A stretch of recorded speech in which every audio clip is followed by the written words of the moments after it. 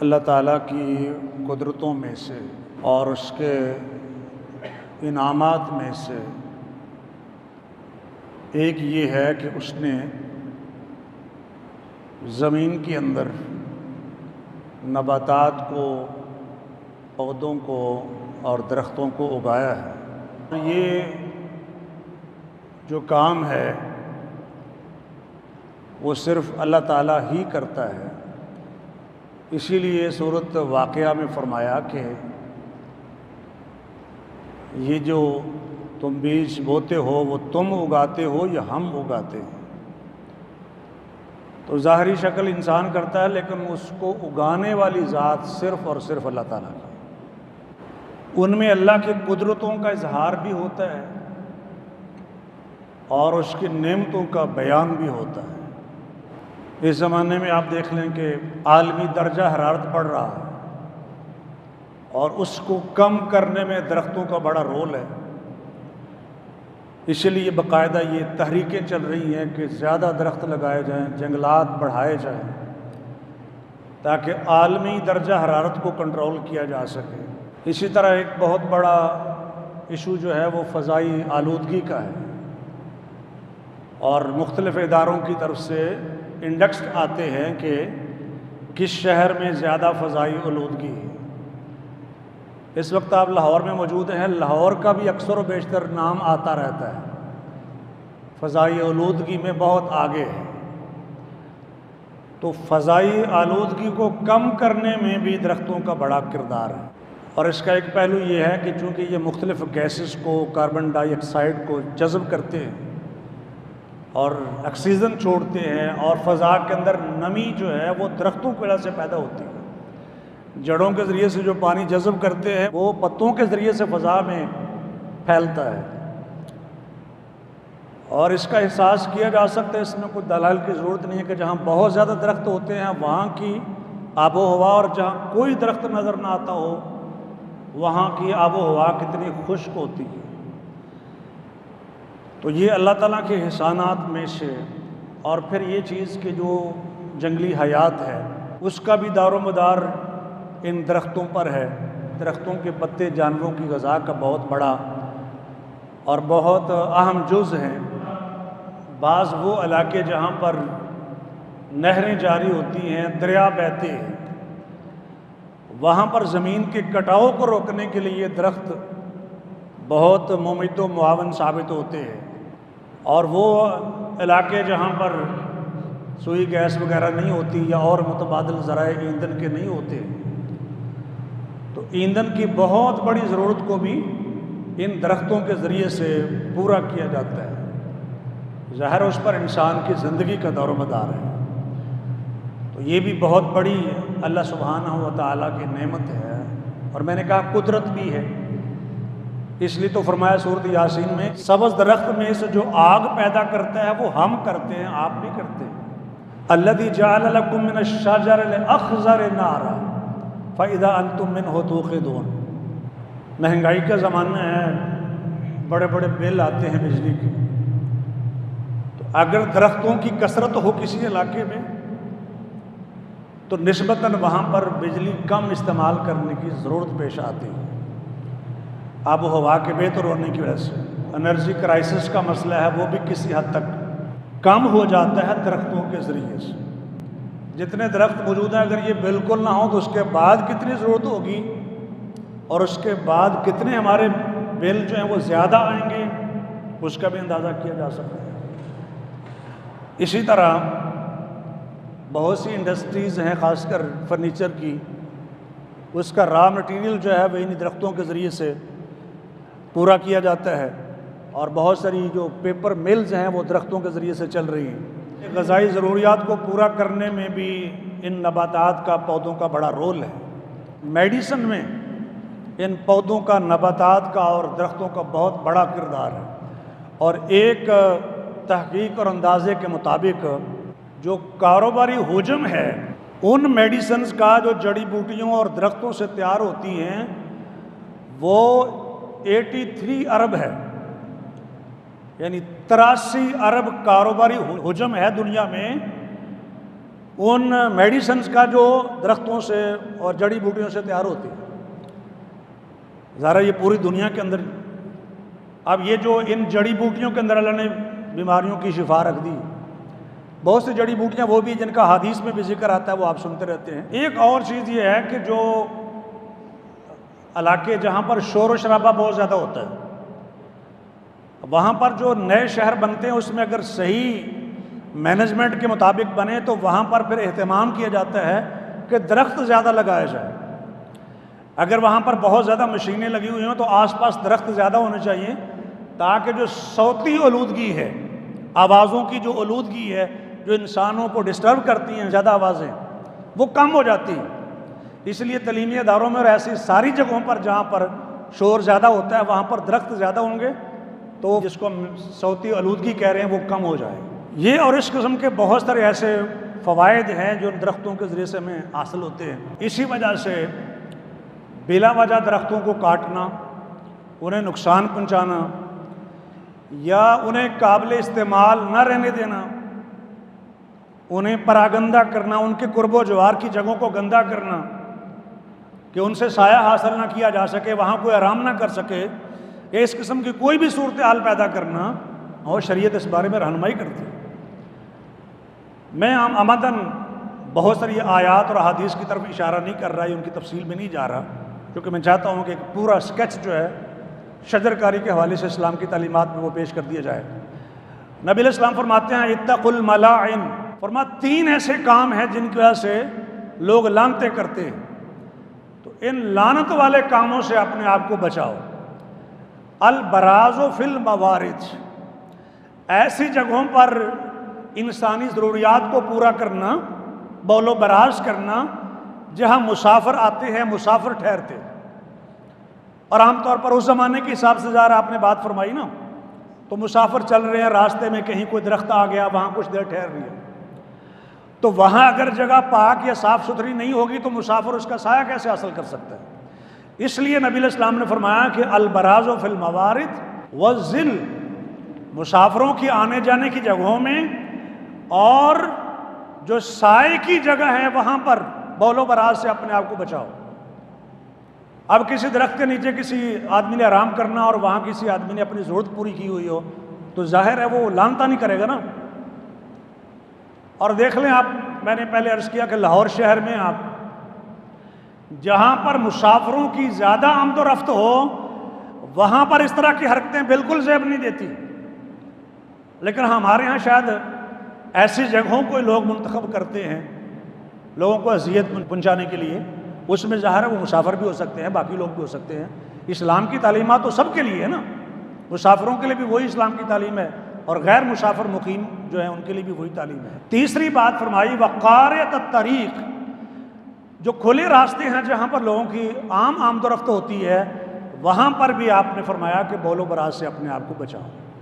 ایک دوسری حدیث میں ہے من قطع سدرۃ صوب اللہ رأسہ فی النار، جو شخص کسی ایسے بیری کے درخت کو کاٹ دے، اور اس کی وضاحت حدیث میں موجود ہے، جو جس کو مسافر استعمال کرتے ہوں اس کا سایہ وغیرہ حاصل کرنے کے لیے، اور کسی نے بلا وجہ اس کو کاٹ دیا، فرمایا اللہ تعالیٰ اس کو سر کے بل جہنم میں پھینک دے. اور یہ حدیث سنن نبی داؤد کی ہے، یہ معتبر اتھینٹک سورسز ہیں شریعت کے جو میں آپ سے عرض کر رہا ہوں. بلکہ یہ بات تو قرآن مجید نے بھی کہی ہے. سورۃ البقرہ میں اللہ تعالیٰ فرماتے ہیں فسادی لوگوں کے بارے میں، جھگڑالو قسم کے جو لوگ ہیں جو خرابی ہی چاہتے ہیں ہر معاملے میں، ان کے بارے میں اللہ تعالیٰ نے سورۃ البقرہ میں فرمایا دوسرے پارے میں وَإِذَا تَوَلَّى سَعَىٰ فِي الْأَرْضِ لِيُفْسِدَ فِيهَا وَيُهْلِكَ الْحَرْثَ وَالنَّسْلَ وَاللَّهُ لَا يُحِبُّ الْفَسَادَ. فرمایا زمین میں جب وہ چلتا پھرتا ہے تو کوشش کرتا ہے کہ زمین میں خرابی پیدا کرے، کوئی نہ کوئی گڑبڑ پیدا کرے، یہ ہے اس کا مقصد. اب ہمارے بہت سارے سیاستدان بھی، بہت سارے آفیسرز ہوتے ہیں، اداروں کے سربراہ ہوتے ہیں، یا دیہاتی ایریاز میں جو بااثر چودھری قسم کے لوگ ہوتے ہیں، کیا کام ہے ان کا؟ خرابیاں پیدا کرنا، فتنہ فساد پیدا کرنا. لڑائی جھگڑے پیدا کرنا، فرمایا یہ فسادی آدمی جھگڑالو جو ہے اس کی کیفیت یہ ہے۔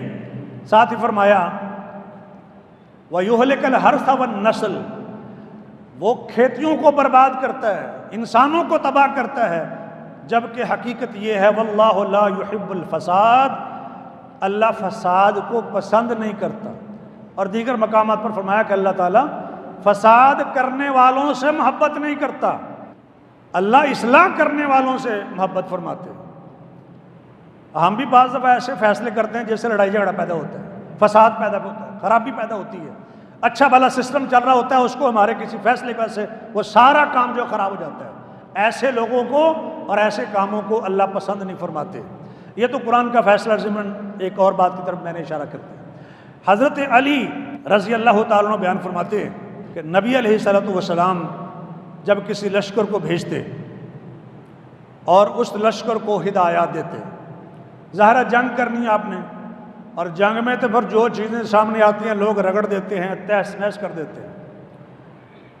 وہ جو کہا تھا نا ملکہ سبا نے جب اس کو خط ملا تھا، ان الملوک اذا دخلوا قریۃ افسدوها، بادشاہ جب کسی بستی میں شہر میں داخل ہوتے ہیں، یعنی فاتحانہ حیثیت سے جب داخل ہوتے ہیں تو کیا کرتے ہیں؟ اس کی اینٹ سے اینٹ بجا دیتے ہیں، افسدوها، اسے تباہ و برباد کر کر رکھ دیتے ہیں، اور جو بڑے بڑے طاقتور بنے ہوتے ہیں، بڑے معزز بنے ہوتے ہیں، ان سب کو وہ ذلیل کر کے رکھ دیتے ہیں۔ طاقت ہو اور آپ فتح کر رہے ہوں شہر، علاقہ، ملک، تو پھر آسان نہیں ہوتا کہ کوئی ان کے آگے ٹھہرے۔ لیکن اس حالت میں بھی اسلام کی تعلیم کیا ہے؟ نبی علیہ الصلوۃ والسلام اپنے مجاہدوں کو، اپنے سپاہیوں کو ہدایات دیتے تھے۔ بہت سی ہدایات ہیں، وہ تفصیل میں پھر کبھی عرض کروں گا۔ ابھی ٹاپک یہ ہے کہ اس میں ایک بات آپ یہ فرماتے کہ لا تعقرن شجرۃ الا شجرا یمنعکم من القتال، فرمایا کہ تم نے کوئی درخت نہیں کاٹنا۔ آرمی کو کہا جا رہا ہے کہ تم نے درخت نہیں کاٹنے، حالانکہ اس ہدایت کی کیا ضرورت ہے؟ وہاں دارو درخت کاٹنے کے لیے تھوڑے گئے، جہاد کرنے کے لیے گئے، علاقے فتح کرنے کے لیے گئے۔ اور اس سچویشن میں بھی رحمت للعالمین کا لوگوں کو اور مجاہدین کو اور اپنی آرمی کو حکم دینا تاکیدی طور پر کہ خیال رکھنا درخت نہیں کاٹنے۔ ہاں ایک اجازت دی نبی علیہ الصلوۃ والسلام نے، وہ یہ تھی کہ الا شجرا یمنعکم من القتال، ہاں کوئی ایسا درخت ہے جو جنگ میں رکاوٹ ہے تو وہ کاٹ سکتے ہو۔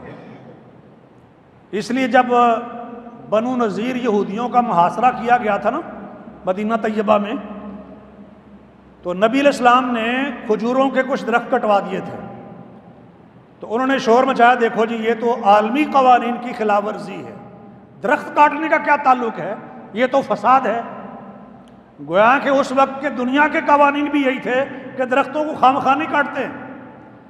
انہوں نے جب شور مچایا تو اللہ نے قرآن کی آیت نازل کی، ما قطعتم من لینۃ او ترکتموها قائمۃ علی اصولها فباذن اللہ، تم نے جو بھی درخت کاٹے ہیں یا جن کو رہنے دیا ہے وہ سب تم نے اللہ کے حکم سے کیا ہے۔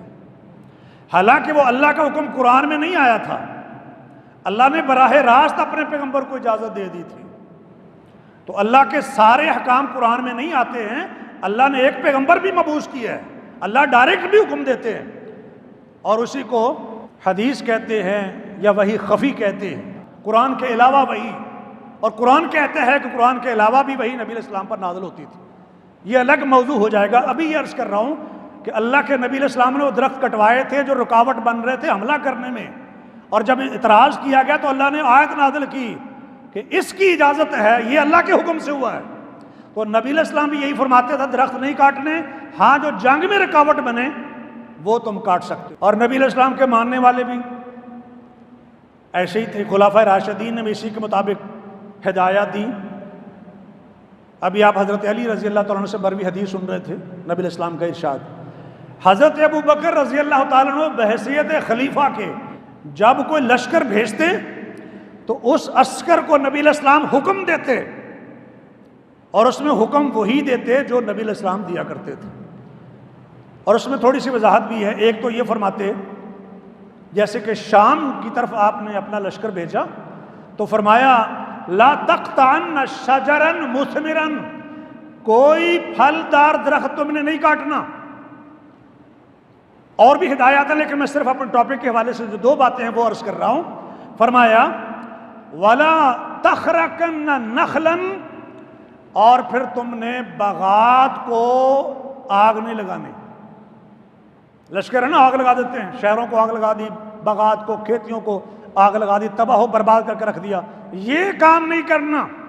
تو جنگ کی حالت میں بھی اس بات کا لحاظ رکھنا. اس سے آپ سمجھ سکتے ہیں کہ یہ کوئی لوگوں کا اپنا ذاتی خیال نہیں ہے کہ لوگوں کی اپنی رائے ہے، مینجمنٹ ہے، لوگ اس طریقے سے کر رہے ہیں، شجر کاری کر رہے ہیں، پلانٹیشن ہو رہی ہے، یہ سارا کچھ لوگوں کی پسند ناپسند ہے یا کچھ تصویریں کھنچوانے بنوانے کے لیے کر رہے ہیں.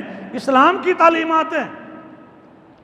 اب میں آپ کو قرآن کی آیتیں بھی سنا رہا ہوں. 30ویں پارے میں اللہ تعالیٰ فرماتے ہیں فَلْيَنْظُرِ الْإِنسَانُ إِلَىٰ طَعَامِهِ، انسان کو اپنے کھانے پر غور و فکر کرنا چاہیے کہ اس کی خوراک کیسے تیار ہوتی ہے.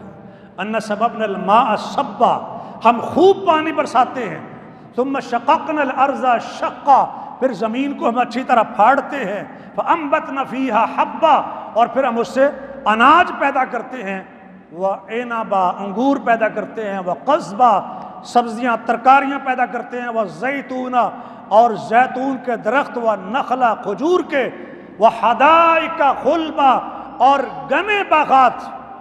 وَفَاكِهَةً وَأَبًّا، فروٹس بھی ہیں، پھل بھی ہیں، اور چارہ بھی ہے، وہ گھاس پھوس جو جانوروں کے کام آتی ہے. متاعًا لَكُمْ، وہ تمہاری زندگی کا ساز و سامان بھی ہے. وَلِأَنْعَامِكُمْ، اور تمہارے جانوروں کی زندگی کا دور و مدار بھی اس پر ہے. یہ قرآن کہہ رہا ہے. اور وہ جو جانوروں کی حیات ہے، جانوروں کی حیات ان نباتات پر ہے، اور پھر وہ جانور انسان کے لیے ہے. هو الذی خلق لکم ما فی الارض جمیعا، یہ سب کچھ جو زمین کے اندر ہے وہ سب کچھ اللہ نے تمہارے لیے تو بنایا ہے، اور تمہیں اپنی عبادت کے لیے پیدا کیا جیسے دوسرے مقام پر ہے. اسی طرح سورۃ النحل میں ہے والذی انزل من السماء ماء، وہی ذات جس نے آسمان سے پانی نازل کیا. منہ شراب، اس کے ذریعے سے پھر اللہ مشروبات بناتا ہے، پینے کی چیزیں تمہیں پرووائڈ ہوتی ہیں، یعنی وہ پانی تم پیتے بھی ہو. منہ شجر فیہ تسیمون، اور اسی سے درخت پیدا ہوتے ہیں. منہ، اس پانی سے جو اللہ نازل فرماتا ہے جس میں تم اپنے جانوروں کو چراتے ہو. تسیمون، اور ساتھ ہی فرمایا ینبت لکم بہ الزرع، وہ تمہارے لیے کھیتی پیدا کرتا ہے اس پانی کے ذریعے سے. والزیتون، زیتون کے درخت پیدا کرتا ہے. والنخیل، اور کھجوروں کے. والاعناب، اور انگوروں کے. ومن کل ثمرات، اور تمام قسم کے میوہ جات. وہ ثمرات اناج بھی ہو سکتے ہیں، اور وہ فواکہ وہ فروٹس بھی ہو سکتے ہیں. ثمرات میں یہ ساری چیزیں آتی ہیں. یہ سب اللہ پیدا فرماتا ہے پانی کے ذریعے سے. ان فی ذلک لآیۃ لقوم یتفکرون، فرمایا اس میں اس قوم کے لیے نشانی ہے جو غور و فکر سے کام لیتے ہیں. سخت سے سخت زمین ہوتی ہے، وہ باریک سی کومپل لنی منی سی نازک سی، وہ سخت زمین کو پھاڑتے ہوئے باہر آ جاتی ہے. کون نکالتا ہے؟ میں نے پہلے اشارہ کیا سورۃ واقعہ کے حوالے سے، وہ کرتا ہے ایسا. اس کا رخ کوئی بھی ہے، کماد بو رہے ہیں، پھینکتے جا رہے ہیں سموں کو، اور ایک کی آنکھ نیچے کو ہے، ایک کی اوپر کو ہے، ایک کی دائیں کو ہے، ایک کی بائیں کو ہے. اوپر والی تو اوپر ہی آتی ہے، دائیں والی بھی اوپر آتی ہے، بائیں والی بھی اوپر آتی ہے، نیچے والی بھی نیچے کو نہیں اوپر کو آتی ہے. کون لاتا ہے؟ اللہ فرماتے ہیں ہم لاتے، تم نہیں. یہ اللہ کی قدرت سے سب ہو رہا ہے، اس کا فضل و احسان اور اس کی کرم نوازی ہے کہ تمہاری روزی روٹی کا بندوبست وہ ان چیزوں کے ذریعے سے کر رہا ہے. تمہاری غذائی ضروریات کو اور دیگر ضروریات کو ان نباتات اور درختوں کے ذریعے سے پوری کر رہا ہے. وہ اس کا فضل اور احسان ہے. مختلف قسم کے درخت ہیں، پودے ہیں. آپ اپنی یونیورسٹی میں یہاں دیکھیں ہر طرح کے پودے ہیں، درخت ہیں. اور جب آپ یونیورسٹی کے اوپر کی طرف دیکھتے ہیں رائٹ سائڈ پر جی ٹی روڈ کی طرف، تو آپ کے اوپر سے اورنج ٹرین گزر رہی ہے. اور وہاں سے منظر کبھی آپ دیکھیں، ایک نظر اس طرف کریں اور ایک طرف اس طرف کریں، جدھر درخت ہی درخت نظر آتے ہیں. اگر کوئی باذوق آدمی ہوگا تو اس کے اندر کی کیفیت تبدیل ہوگی. یہ ایک منظر ہے اللہ کی اس مخلوق کا، انسان کی نفسیات پر اس کے اثرات ہوتے ہیں، میڈیکلی ثابت ہے۔ کچھ اشارات بھی میں نے پہلے کیے، کیونکہ وقت زیادہ نہیں ہوتا کہ ایک پوائنٹ کو زیادہ ڈسکس کیا جائے۔ تو کوئی بھی پودا، کوئی بھی درخت بے مقصد نہیں ہے، ایک بات تو آپ ذہن رکھ لیں۔ لیکن میں نے آپ کو قرآن کی آیتیں بھی سنائیں، ایک دو حدیثیں بھی سناتا ہوں، وقت بھی ہوا چاہتا ہے۔ اس میں یہی ہے کہ اکثر و بیشتر جو پھلدار درخت ہے نا، مفید وہ لکڑی کے اعتبار سے ہو سکتے ہیں، وہ ایندھن کے اعتبار سے ہو سکتے ہیں۔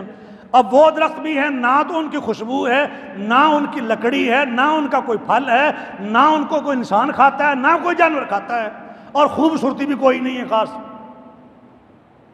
میں نہیں کہہ رہا کہ بے مقصد ہے، کیونکہ حدیث میں یہ کوئی بھی کیڑے مکوڑے بھی کھاتے ہیں نا، وہ گندے قسم کے پھل جن کو کوئی انسان جانور بھی نہیں کھاتا، وہ بھی جب گلتے سڑتے ہیں زمین کے اندر تو ان کو اللہ کی مخلوق حشرات الارض کھا رہی ہوتی ہے، بے فائدہ کوئی چیز نہیں ہے۔ لیکن جو ترجیحات ہیں قرآن کی آیتوں کے مطابق، میں نے کتنے باغات کا اور کتنے پھلوں کا ذکر کیا، درختوں کا بھی ذکر کیا، غذائی ضروریات کا بھی ذکر کیا، یہ کہا نا متاع لکم ولانعامکم، تمہارے زندگی کا سامان بھی اور تمہارے جانوروں کا بھی۔ اب جہاں تمہاری زندگی میں کوئی سامان نہیں ہے اور جانور بھی اسے نہیں کھاتے ہیں، اب اس کو ترجیح دیں یا اس درخت کو جس کا پھل بھی کھاتے ہیں لوگ، لکڑی بھی کارآمد ہے اور اس کے پتے بھی کام دے جاتے ہیں اور اس کی لکڑی ایندھن کے طور پر بھی استعمال، اور 100 فوائد ہیں۔ تو پھر یہ ہے کہ جب آپ کمپیریزن کر رہے ہیں تو پھر ایسے درختوں کو ترجیح دینی چاہیے جو اس طرح کے مفید ہوں، پھلدار ہوں، اور خاص کر ان سے غذائی ضروریات بھی۔ اب بڑا مسئلہ جی، آبادی بڑھ رہی ہے تو غذائی ضروریات تو وہ اللہ نے پیدا کرنی ہے، تھوڑا سا آپ ہمت کریں کہ کس کس طریقے سے وہ پوری ہوں گی۔ اب یونیورسٹی کے اندر اگر پوری یونیورسٹی میں ایسے درخت لگے ہوں جن پر زبردست قسم کے پھل لگتے ہوں، پورے ایک سیزن میں سب لوگ کھاتے ہیں، جو باہر سے خریدتے ہیں، تو کچھ تو فرق پڑے گا نا۔ صرف میں اشارہ کر رہا ہوں آپ کو۔ اب حدیث میں کیا ہے، آپ علیہ السلام فرماتے ہیں ما من مسلم یغرس غرسا، کوئی بھی مسلمان جب کوئی وہ پودا لگاتا ہے، الا کان ما اوکل منہ، اس میں سے جو چیز بھی کھائی جاتی ہے، اوکل منہ، کھائی جاتی ہے اس میں سے، وہ جانور کھائے یا کوئی اور، اس میں سے جو چیز بھی کھائی جائے وہ اس کے لیے صدقہ ہے، صدقے کا ثواب ملتا ہے اس درخت میں سے جو بھی کھائے۔ فرمایا وما سورق منہ، یہ عجیب بات ہے ویسے، وما سورق منہ لہو صدقہ، وہ جو درخت آپ نے پھلدار درخت لگایا ہے نا، اس درخت میں سے کوئی شخص چوری بھی کر لے، چوری جائز نہیں اسلام میں، چوری کرنے والے کی حوصلہ افزائی نہیں ہے، لیکن درخت لگانے والے کی حوصلہ افزائی ہے کہ اگر اس درخت کا پھل کوئی چوری بھی کر لے تو چور چوری کر کے لے جاتا ہے، آپ کو صدقے کا ثواب مل جاتا ہے۔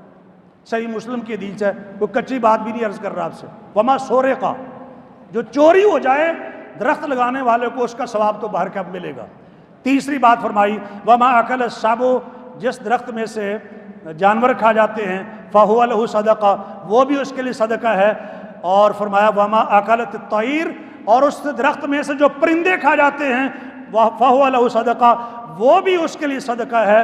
ولا یرزع احد الا کان لہ صدقہ، کوئی بھی اس میں سے کسی بھی چیز کی کمی کرے، درخت میں سے کوئی پتا توڑ لے، درخت میں سے کوئی بھی فائدہ اٹھا لے، فرمایا یہ ساری چیزیں درخت لگانے والے کے لیے صدقہ ہوتی ہیں۔ صحیح مسلم حدیث نمبر 1552، دوسری اور آخری حدیث، لا یغرس مسلم غرسا، جب کوئی مسلمان کوئی پودا لگاتا ہے، درخت لگاتا ہے، ولا یزرع زرعا، کوئی کھیتی بوتا ہے، فیاکل منہ انسان، اس میں سے کوئی انسان کھاتا ہے، ولا دابۃ، کوئی جانور کھاتا ہے، ولا شیء، کوئی بھی چیز اس میں سے کھاتی ہے، الا کانت لہ صدقہ، مگر وہ اس کے لیے صدقہ ہوتا ہے۔ اور ایک حدیث میں آپ نے ایک صحابیہ سے پوچھا تھا جن کا نام ام معبد ہے اور ان کی کنیت ام مبشر انصاریہ بھی بیان کی گئی ہے، خلیدہ ان کا نام ہے، حضرت زید بن حارثہ کی اہلیہ ہے، ان سے آپ نے پوچھا اے ام معبد یہ کھجور کا باغ کس نے لگایا ہے؟ کسی مسلمان نے لگایا یا کسی غیر مسلم نے لگایا ہے؟ فقالت بل مسلم، وہ کہتی ہیں کہ اس باغ کو لگانے والا مسلمان ہے۔ اللہ کے رسول اسلام فرماتے ہیں لا یغرس المسلم غرسا، جب بھی کوئی مسلمان کوئی درخت لگاتا ہے، فیأکل منہ انسان، اس میں سے کوئی انسان کھاتا ہے، ولا دابۃ، کوئی جانور کھاتا ہے، ولا طیر، کوئی پرندہ کھاتا ہے الا کان لہ صدقۃ الی یوم القیامہ، تو اس کے لیے قیامت تک کے لیے اجر ہوگا، قیامت تک کے لیے اجر۔ یہ نہیں کہ درخت باغ ختم ہو گیا تو کہانی ختم، قیامت تک اللہ تعالیٰ اس کے لیے اجر جاری کر دیتے ہیں، چونکہ جو بھی کسی نے کھایا ہے وہ دوسری حالت میں کنورٹ ہوا ہے، دوسری حالت میں کنورٹ ہوا ہے۔ کسی انسان نے کھایا ہے، اس کے اندر جو قوت، انرجی، طاقت آئی ہے، اس نے اس کے ذریعے سے پھر کچھ نیک اعمال کی ہیں، اس کی انرجی، قوت، طاقت سے عبادت کی ہے، وہ لوگوں کو فائدہ پہنچایا، وہ آگے ٹرانسفر ہوتا رہتا ہے۔ تو اس طرح قیامت تک کے لیے اس لیے صدقہ بھی ہے، اور بعض حدیث میں اجر کا لفظ بھی ہے کہ اس کے لیے نامہ اعمال میں اجر و ثواب لکھا جاتا ہے۔ تو یہ جو تعلیمات، ان تعلیمات کے مطابق ہمیں سوچ سمجھ کے فیصلے کرنے چاہیے کہ کون سے درخت لگانے چاہیے اور کتنا اہتمام کرنا چاہیے، اور کون کون سا درخت جو انسان کے لیے زیادہ فائدہ مند ہے۔ اللہ تعالیٰ ہمیں اسلام کی ان تعلیمات کو جو شجر کاری سے متعلق ہے سمجھنے کی توفیق عطا فرمائے۔ وآخر دعوانا الحمدللہ رب العالمین۔